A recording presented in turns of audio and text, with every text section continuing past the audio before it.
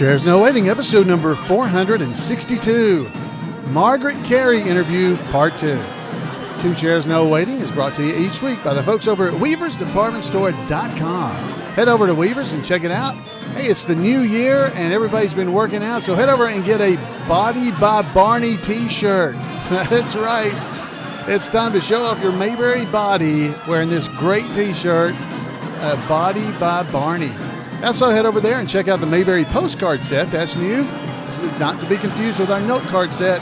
But head over to weaversdepartmentstore.com and check out those great new items. Two Chairs No Waiting is also brought to you by donations from listeners just like you. The executive producer of episode number 462 is Paul Mulick. Thank you very much, Paul. Thank you for being here. It's always great to be in Mayberry again with you. I'm Alan Newsom, your host for Two Chairs No Waiting. And tonight we're going to have part 2, as I said, of our Margaret Kerry interview. This was recorded back in October of 2017 on the Mayberry Cruise. It was in a theater full of people there on the ship. And so you'll be able to hear the noise of the ship a little bit in the background. But it is an amazing interview. Now, I don't think you have to hear part 1 before you hear part 2. But if you'd like to, you can pause now, head over and listen to part 1, and then come back and check them both out, because I know you're going to enjoy these. Now, Margaret Kerry was on the Andy Griffith Show twice as 2 different character names, Bess Muggins and Helen Scobey. Basically the same lady married to the same man, but they had different names somehow. I don't know how that happened, but it did. And Margaret is a wonderful lady. She was also the live action model for Tinkerbell in the Peter Pan movie by Disney. So she has had an amazing career, and I know you're going to enjoy this. So we're going to have an interview with her and then follow that up with the bonus of the This Week in Mayberry History by Randy Turner. So stick around for that after Margaret's interview. This is fairly long, so we're going to get into this really quick. So Margaret, I'm going to let you take it away. So here we go. So back in this same time frame, this is the picture I was telling you about at dinner last night. You were voted as the best legs in Hollywood. Is that correct? A friend of mine, and I didn't have too many because I went to a girls' school and worked all the time, but anyway, her name was Bee, and she wanted to be in this contest, and she didn't want to go alone. So we marched out on the stage, and there was a filmy thing that dropped down to about here, and then the judges were to look at our legs. Well, the pastors in Hollywood were not happy with that, so it never went on. But I won, and Bee never spoke to me again. It's the way of the world. It is. But it's those are just little side things that happened to... The main thing was that I married the associate director of the Charlie Ruggles Show. He also was the associate director on the opening of Disneyland, and which was a huge project. I lost him after 37 years, and then about 4 years later, I was over at the cemetery, Forest Lawn, and I found my darling second husband. And that's the place to meet them. I mean,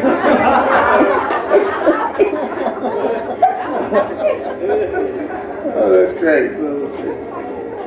So you talked about doing voiceover work, and one of them I remember as a young child, we had a local television host that in the mornings would show cartoons and stuff like that. And one of them I remember was Clutch Cargo, and I didn't realize that you had done the voices on there. And not only you, but you were Spinner and Paddlefoot. You were both of those voices, which is the little boy and the dog. You were the dog as well on Clutch Cargo. And then Hal Smith was Swampy. And everybody else. And the narrator, and he did all kinds of stuff. So you want to talk about this for just a second? I'd love to. All right. One of the things, I may jump ahead of you, I'm sorry if I do, but one of the things I'm going to tell you a little quick story about, and hopefully entertain you. I'm going to do something that's politically incorrect. Now, you promise not to tell anybody, because at the time, dialects were just, everybody loved them. You could do a dialect story at all. So how do you learn a dialect? And I will give you a little idea. That Hal would be over here on this side of the microphone and I'd be here.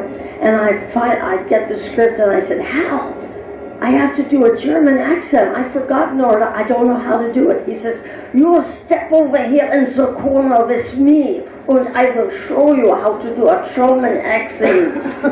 I said, okay. He says, you need a sentence. I said, I need a sentence? He says, yeah, and my sentence is, she was looking out the window when I saw her. I marched back, stood in front of the microphone, and I was doing a German accent. No problem. A little bit later, a couple of weeks later, he said, you don't know this. Well, most of you have a Southern accent, right? Okay. Did you know that when you're doing a Jewish accent, it drops into a Southern accent? And you can't get out of it. It is just amazing. So he says, I can't get out of this. I don't know. I said, step over here, Hal. So what you do is you put your voice way up in the corner, up here, and you take all of the vowels and you change them all around, and then you use a lot of phlegm. So he came back and he could do a Jewish accent. At one time, I was the only female in all of Hollywood who could do a Scandinavian accent. I don't know why it was so hard. I did about 21 different ones. And I would like to tell you a couple of stories. These are funny stories, so you can laugh. I just want to let you know. Well, you've got to let an audience know what's going on. When I was adopted, I sort of knew I was Irish. And when I started entertaining, there was an Irish story that I always told. When I found my family after 50 years, and I did, I found my biological family. Wonderful. I found out I was Scots-Irish. And so I love to still tell this story. It brings back memories. And this is in an Irish a pub. And everybody's standing around talking to each other, you know. And one says, I don't know about this diversity, you know. And the other one says, I don't know whether I would like to have been born an Italian, you know. I like being you would have loved it. I would have, you certainly would have. All the girls would have been after you. Oh, really? He says, let's ask Paddy what he thinks. So they walk over to where Paddy's sitting there knocking back a few. And they said, Paddy, he says, what is it? He says, what would you be if you weren't Irish? Paddy says, I'd be ashamed. I have told that story since I was 17 years old, and it turned out to be true. I love being Irish. I love visiting there. It is just a great place. The other thing is, I'll tell you one other story if I have time. Here's another dialect. Now let me tell you about dialects. As I said, 21, and I had different voices. I was Spinner. Gee, what do we do now, Clutch? 7-year-old boy. I play the witch. Yes, I certainly did. I get calls at Halloween, could I do it? And another one that I was famous for, that I got called for.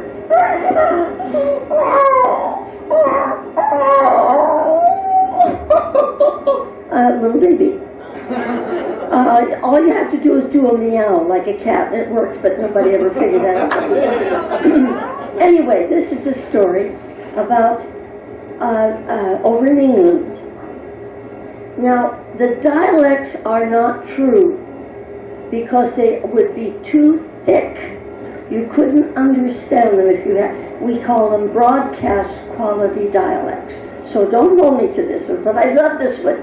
So, there are two twins sitting on a curb over in London, and one looks up at the sky and he says, "Ow, see that up in the sky up there, that circle? Do you see that?"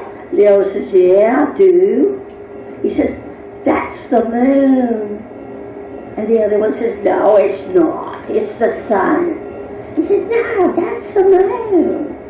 And these two buffoons sit there arguing with each other, and suddenly they look up the street, and walking towards them is a dowager duchess. She is gorgeous. She's walking down with a cane and so. He says, I know, I'll ask your ladyship, you'll know. So he pops up and he comes up, begging your pardon, your ladyship. She says, yes, what is it? You see that circle up in the sky? Yes, I do. What about it? Is that the moon or the sun? How should I know? I don't live around here.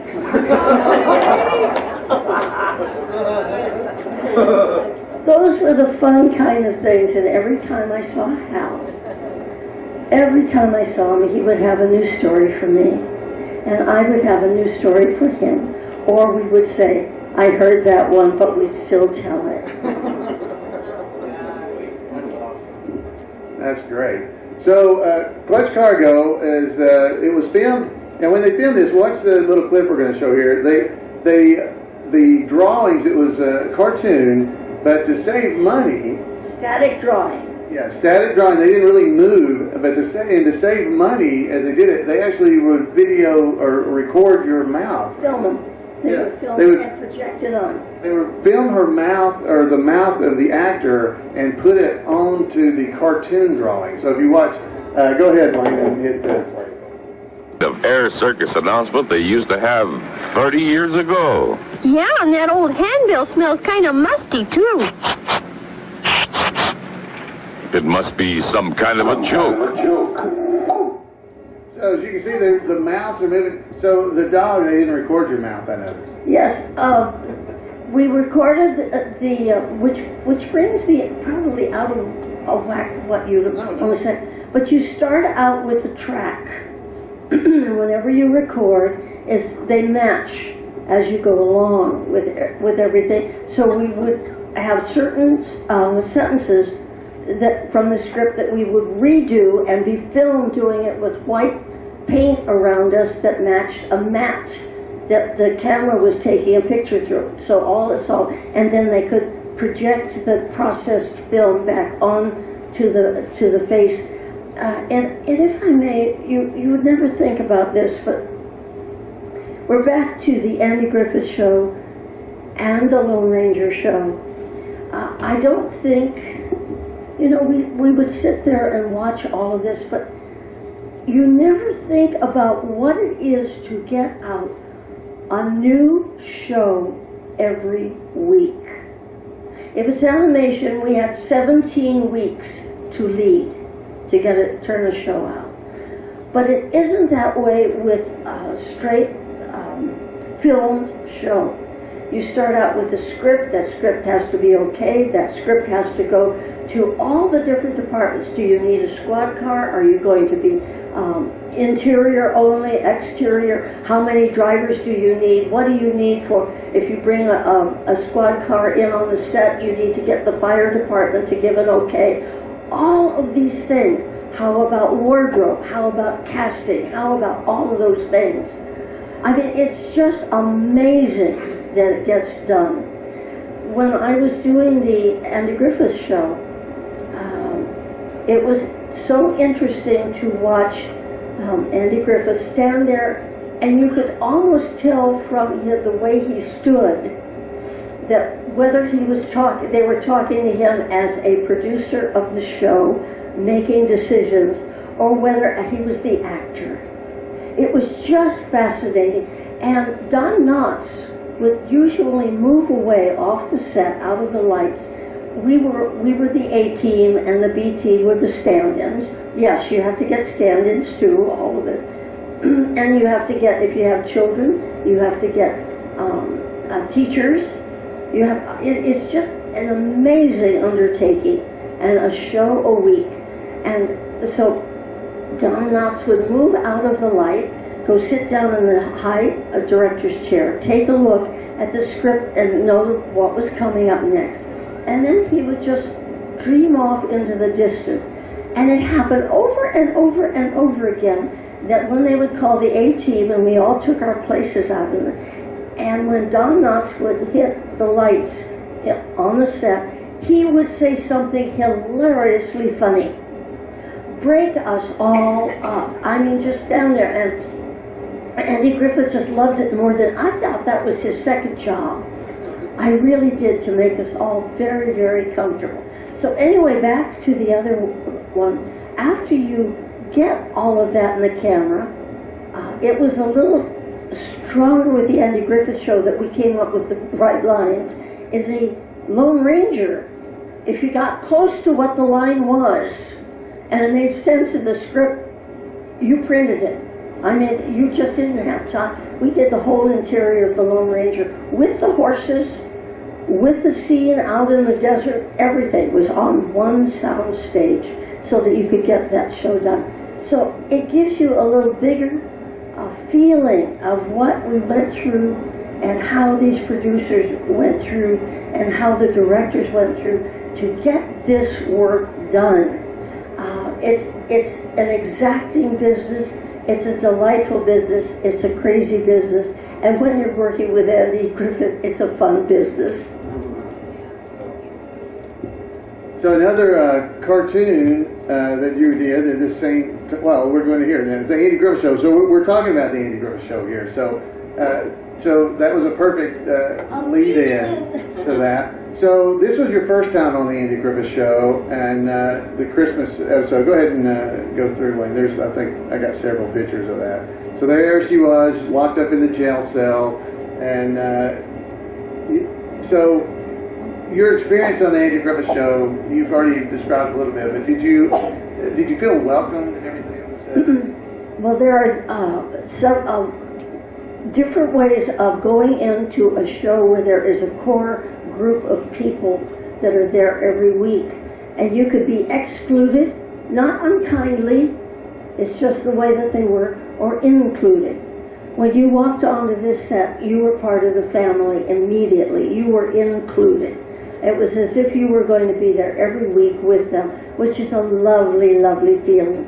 Sam Edwards was such a delight. Of course, you saw him on every television show that ever happened. He was just the all-around actor that was there.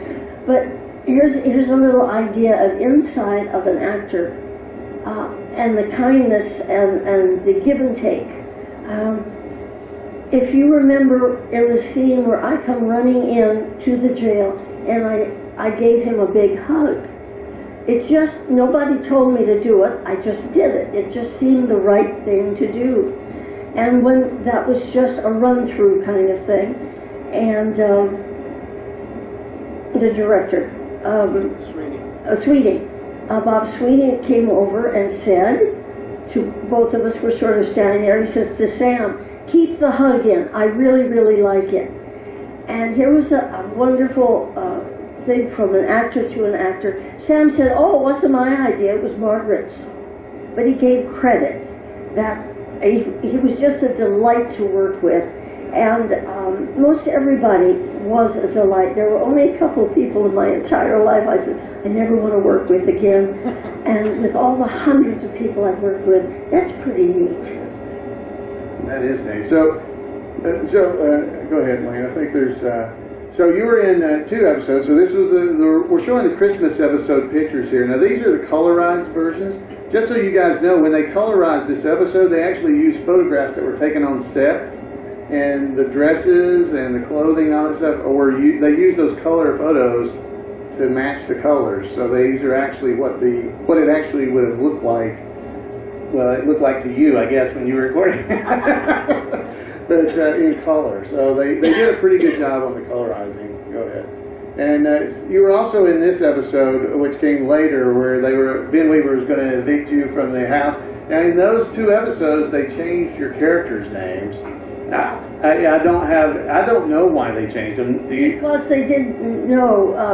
They were not that organized, I'm told. Right. You know, nobody went back. Again, you had to turn out a script, and it took 2 weeks to do a script. You got it done. Hey, that sounds good. Nobody went back and checked on those episodes. At least that's what I was told. Right. Well, they had different writers, and the writers didn't coordinate. It wasn't as big a deal back then, because you would watch an episode one time, maybe in a rerun or something, but then nobody really expected that, 50 some odd years later, we're all still watching these every day and then talking about them on a cruise ship. Nobody really thought this would happen.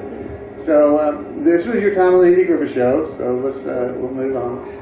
You were also, Space Angel was very similar to Clutch Cargo. They did it the same way. And what was your character's name on here? Do you remember? Crystal Base. And I had these wonderful lines like, "That's a good trajectory, Scott." Or those wonderful lines like they had in Star Trek, where, "Be careful, Scott." I have to tell you, I think the star of Star Trek, William Shatner, is a great actor. Anybody who could say the same lines over and over, "He's dead, Doc," or "Are we, send us up, Scotty," and give it some kind of drama. I just think he's marvelous. So we've got a little clip for this too, because Angel. So this was in the early 60s, and Hal Smith is the Scottish engineer on here. So listen, that's Hal Smith's voice. Notice.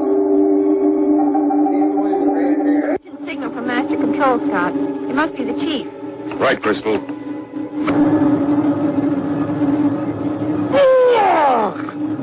That felt like an elephant was standing on my middle. That's enough of that for one day. Horace, you're just getting old. So those are just a little clip of that. Some of these things I was able to find on YouTube. That's where I was looking around finding these. Yeah, so it was looking on YouTube. It has been told, I don't know whether it's true, that Star Trek Roddenberry got the idea of perhaps doing a Scotsman as the engineer from Space Angel. We have a lot of people at Pixar that love this kind of work, and they do salutes to them all the time. That is cool. So it was really fun, as I said, going through all the career. I didn't realize that you had been, and you've already spoken about it a little bit. She was in the new Three Stooges, and it was Moe and Larry and Joe Dorita. Is that the right one? Curly Joe Dorita. It was later on after Curly and Shemp, they had already passed away. So go ahead. We've got a little clip of So you did a lot of episodes of this with them, and as you said, I think if you go to the next picture, there's Eric. Eric in his football uniform with the Three Stooges. So how were they to work with? Did you enjoy working with them? They were so what's the word I want? So professional. The scene that you just saw him, Mo Howard, pulling on the string. He finished the shot, finished it, and looked up, and his hands were all bloody. They had tied down the electrical wire, and when he pulled it out, he had ripped his fingers. But he finished the scene.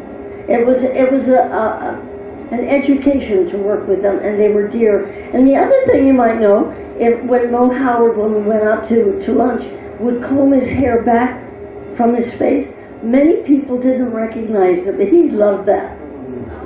Wow, that's cool. All right, so let's go on to the next. So as we mentioned, we're wrapping up here.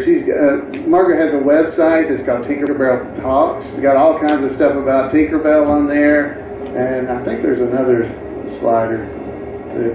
And she was talking about the other night. She lives near Walt's barn and goes there. Here's her book, Tinkerbell Talks. And you get it on my website, and I will ask you to take out your phones, and then put down TinkerbellTalks.com. Yeah, TinkerbellTalks.com, and you can order it from her website. It was too heavy to bring with her on the cruise. It was too heavy. And she also goes to Walt's barn, and she and Eric were telling me about it last night. We got about 5 minutes. We can still wrap this up here, I think. But you were telling me a little bit about this the other night, that you go there and... I am a volunteer at Walt's barn. Now, what is Walt's barn? It is the barn that was sat on the backyard of Walt Disney's home. And when he died, and they sold his home.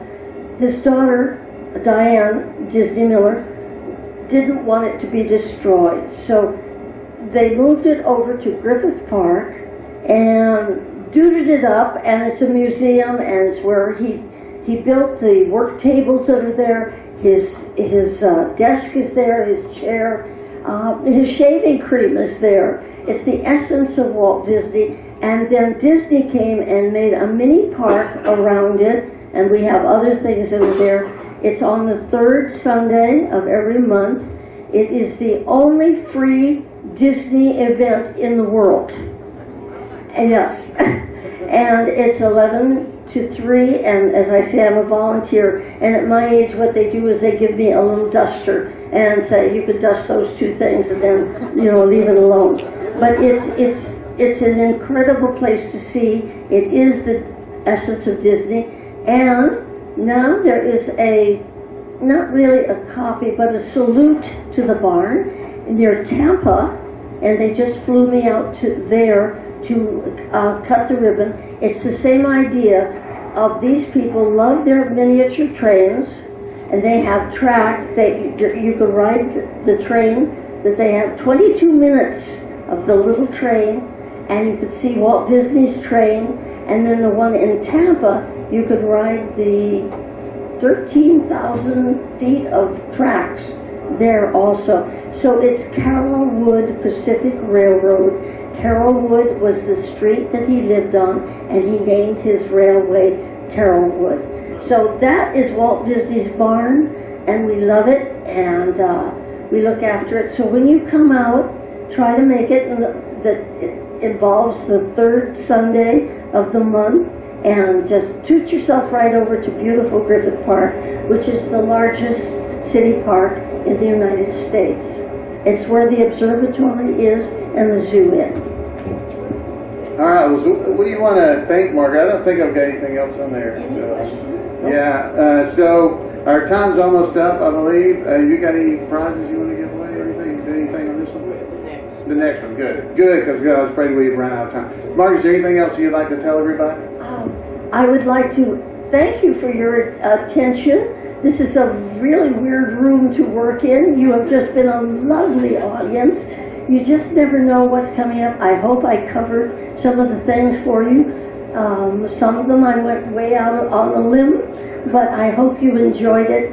I enjoyed talking with you, and I tell you, being with the people in Mayberry on Saturday, my son has written a beautiful poem. It's about the Christmas show, and on Saturday I will read it to you, and then I think he's going to play a song about Mayberry on Saturday, so I didn't do it this time. So you just take my heart, and it was the good Lord that gave me all the wonderful things to work in. And certainly the Andy Griffith Show is right at the top of the list because it's wonderful, people love it, and your heart goes out to it. And I thank you for being Mayberians. Let's give her a big hand, ladies and gentlemen. Thank you, Margaret. All right. So there we go. That was the interview, part 2, our final part with Margaret Kerry. I hope you guys enjoyed that. Margaret has had such an amazing career. Her life in general has been amazing, and she tells some great stories. Now, her book, you can head over to Tinkerbell Talks, the website. The link's in the show notes, but it's tinkerbelltalks.com, and pick up her book.